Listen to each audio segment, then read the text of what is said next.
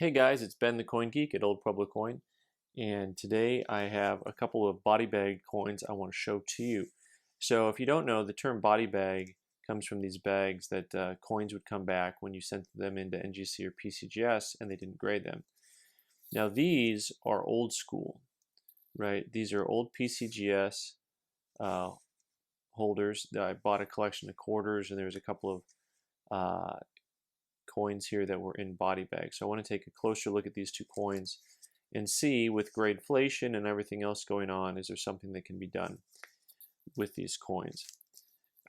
This coin here, 1932 quarter, and PCGS 20 plus years ago said this coin has been cleaned.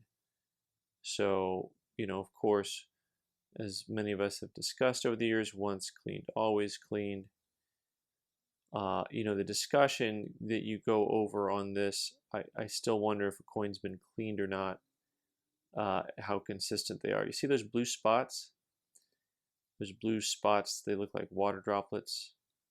This angle, you can't see it, but at this angle they pop up. That is some type of moisture. It could have been the coin was dipped a long time ago, and it wasn't cleaned and dried properly, it wasn't rinsed. So they're calling it clean because there are tons of little hairlines sliding all over the surface of this coin. And they'd probably still call it cleaned. I'm still going back and forth in my mind as to, when you would call something cleaned versus when is it just pocket wear. And back in the day, they had something called cabinet wear.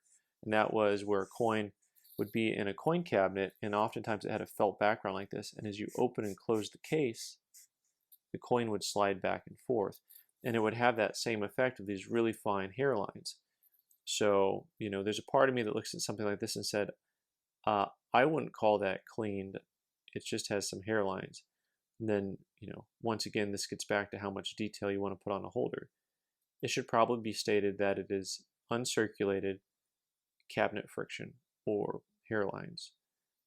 Talk about the quality of the coin overall. But I do believe that this coin would come back with those same cleaned comments on it, so it's clearly not worth sending in. The other coin, 1936D, PVC contamination. So the 36D is actually the most rare quarter in uncirculated grades. It's not the most valuable, it's just the most rare. So it has the lowest population in uncirculated grades. So the PVC contamination is that haze that the coin has. So when you look at it straight on, it looks kind of silvery green. And it's that green part that is the PVC. The PVC contamination comes from a coin being in contact with soft vinyl for a long time. Some of the old vinyl flips, coin holders, had that in them. Now there's also, there's some hairlines to the right of Lincoln's ponytail. Man, if his hair was a little longer on top, he would have had a mullet, huh? But anyway, the PVC needs to come off before you can get the coin certified. The question is whether or not the coin would come back cleaned or not cleaned. As we discussed with the 32, if you look close at those lines behind Washington, I'm thinking they would call it cleaned. So there's a chance that they wouldn't, but those lines are really fine lines right here on the coin, back and forth, back and forth. So anyway, we'll see what to do because, man, I like the coin a lot. It's uncirculated. It just has those lines on it. The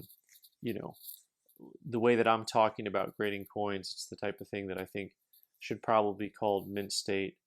You could call it like a 63 with moderate hairlines or something like that. And then the marketplace could decide what something like that is worth. So anyway, thanks for watching. I'm Ben the Coin Geek. You can subscribe by clicking on the button in the corner and watch more videos on the right side of the screen. Thanks so much.